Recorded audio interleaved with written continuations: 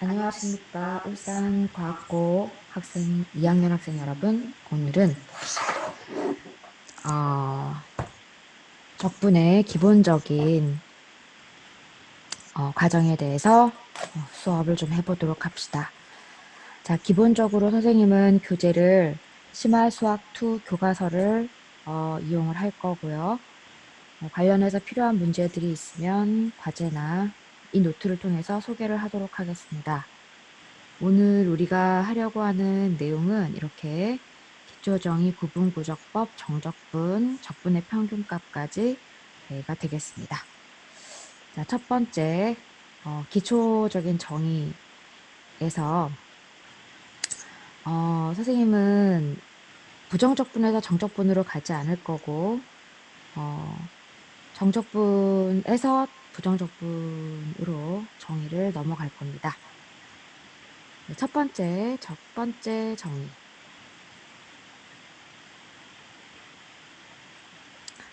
자, 먼저 여러분들에게 소개할 첫 번째 정의는 역도함수라는 개념입니다. 이것은 뭐냐면 어떤 개구간의 원소 x에 대해서 정의된 두 함수 f와 f에 대해서 이 함수의 도함수가 fx가 될 때 이때 이 fx를 함수 fx의 i에서의 역도함수라고 합니다. 이를 한번 들어볼게요. 만약에 함수 fx가 x의 3승 더하기 2 이렇게 실수해서 잡으면 이 함수를 실수 전체에서 미분을 하면 이렇게 되죠. 그죠? 그래서 함수 fx는 fx 그러니까 3x제곱이라는 이 함수의 역도함수다 이렇게 얘기를 합니다. 자, 다음 두 번째. 자, 미리 조금 얘기를 하자면 부정적분 이라는 것은 이제 이거는 정의에 따라서 교재에 따라서 조금씩 정의가 다른데 선생님이 가장 선호하는 정의는 뭐냐면은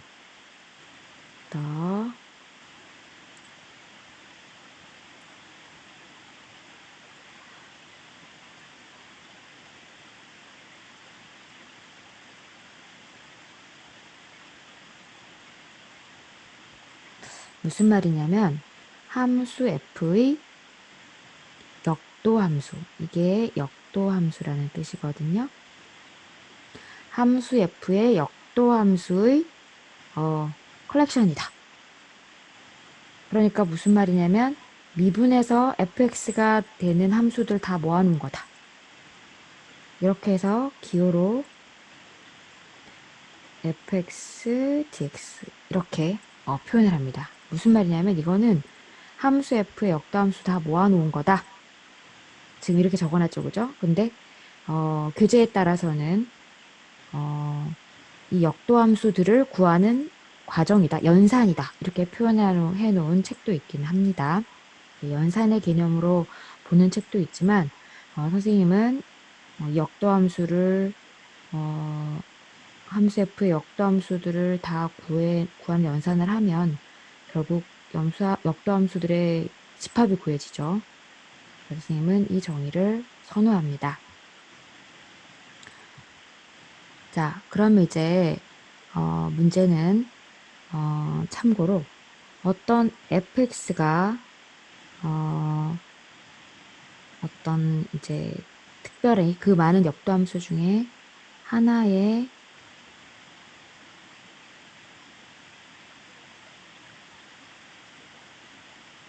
이제 역도함수라고 한번 해봅시다.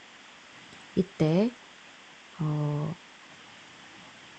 fx의 역도함수를 다 모아놓은 함수들은 그 집합은 어떻게 생겼을까요?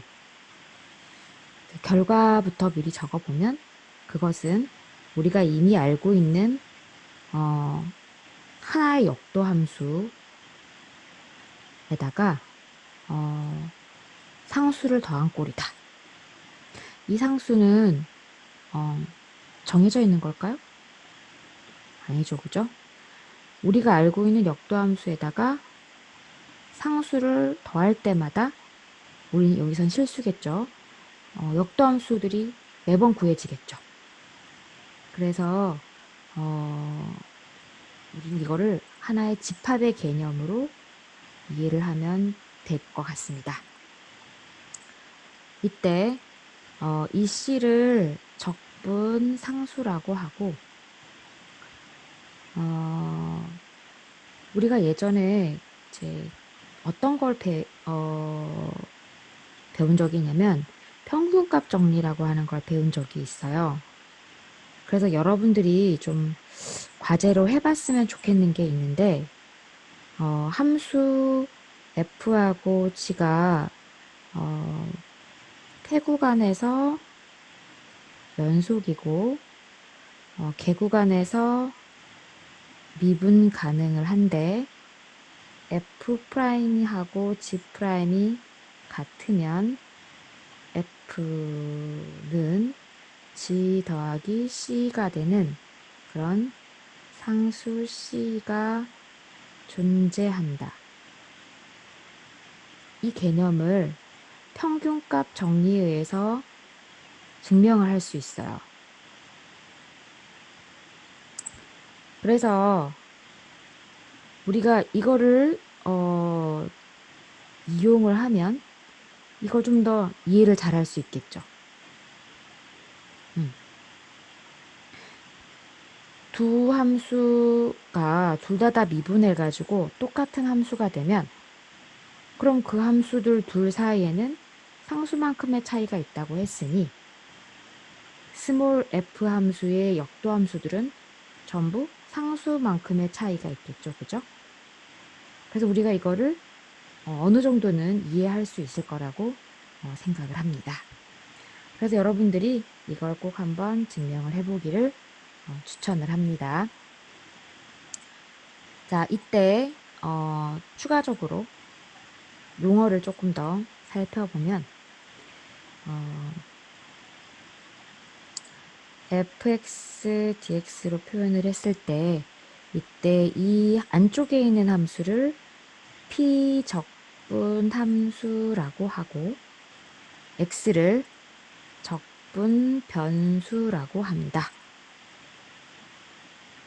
그래서 우리는 어떤 함수, p적분 함수 f에 역도 함수를 하나만이라도 찾으면 우리는 이 전체를 찾을 수 있겠죠. 이 전체를. 그래서 이 하나를 찾는 것에 우리가 방점을 두고 공부를 해야 됩니다. 나중에 얘기를 해줄게요. 자, 그 다음에 그러기 위해서 우리가 알아야 될 개념이 추가적으로 몇 개가 더 있어서 더 알아보면 첫 번째가 또 분할이라는 개념입니다.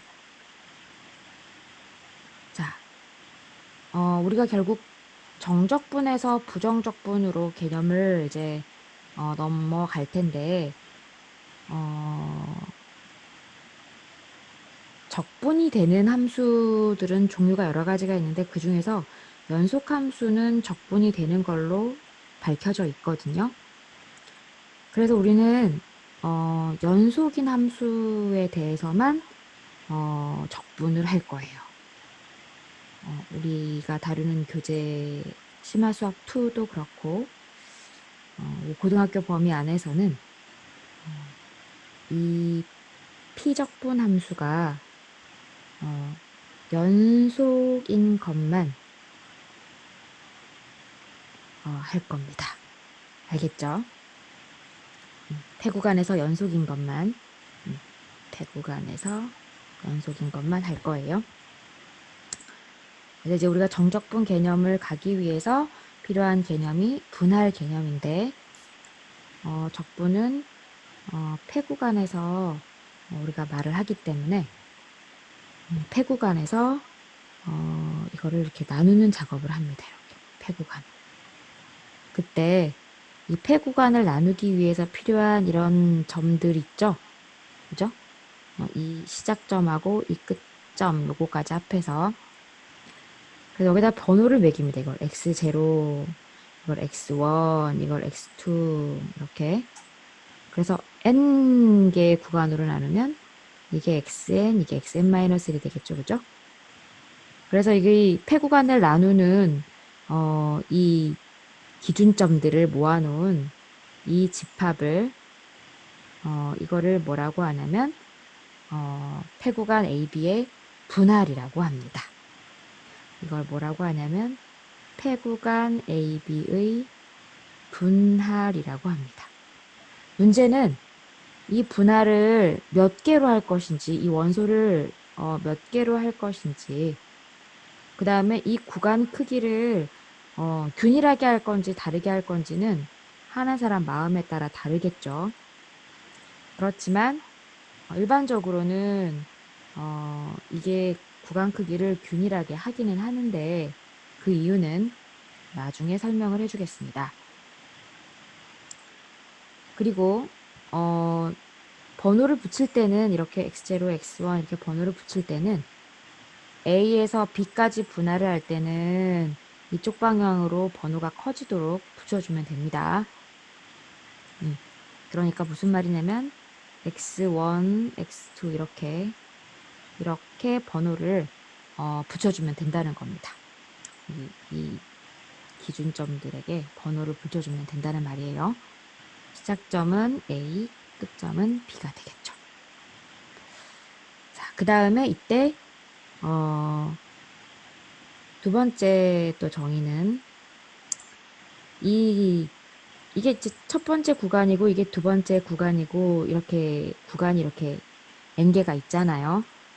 이때 폐구간 xk-1에서 xk까지 이렇게 1부터 쭉 가서 n까지 이렇게 있잖아요. 이때 이거를 뭐라고 하냐면 k번째 소구간이라고 합니다. 그러니까 이게 첫 번째 소구간, 이게 두 번째 소구간 이렇게 되는 거죠. 그 다음에 구간의 크기라고 하는 것은 항상 적분의 시작점에서 끝점까지 가는 방향을 기준으로 끝쪽에서 각 구간 소구간에서 이제 끝쪽에 있는 점 xk에서 xk-1을 뺀 것. 그러니까 만약에 B에서 A로 이렇게 적분을 한다고 하면 그러면은 여기서 이걸 빼야 되는 거죠. 여기서 이걸 빼야 되는 거예요. 그런데 일반적으로는 이 방향으로 적분을 하는 거를 우리가 생각을 하기 때문에 오른쪽에서 왼쪽 거를 뺀 것. 이거를 구간 크기라고 하고 K번째 구간 크기라고 해서 이거를 XK라고 합니다. 델타 XK. 적분으로 이제 가기 위해서 우리는 이제 어떤 이제 개념을 할 거냐면 이때 이제 함수가 폐구간 AB에서 연속인 함수만 할 거라고 했죠. 연속이 되어 있고 내가 지금부터 이거를 이렇게 구간 크기는 내 멋대로 이렇게 나눠 가지고